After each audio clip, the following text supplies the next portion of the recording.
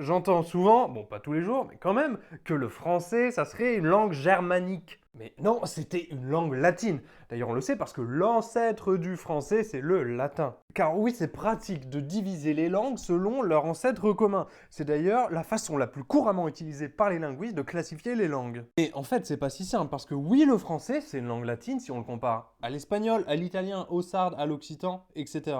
Parce que le dénominateur commun, c'est l'ancêtre commun qui était le latin. Mais si on compare à l'allemand, au russe, à l'albanais, là, le français fait partie de la famille indo-européenne, puisque on va regarder encore plus loin. Si on zoome dans l'autre sens et qu'on compare le français avec le picard, l'arpitan, l'occitan, le nissar, là, le dénominateur commun, c'est le gallo-roman. Donc, si on fait dans l'ordre, on a d'abord la plus grande famille, c'est la famille indo-européenne, puis la famille latine, puis la famille gallo-romane, qui elle-même se divise en langue doc et langue doc. Et si tu t'abonnes, dans la prochaine vidéo, on va parler de cette famille latine.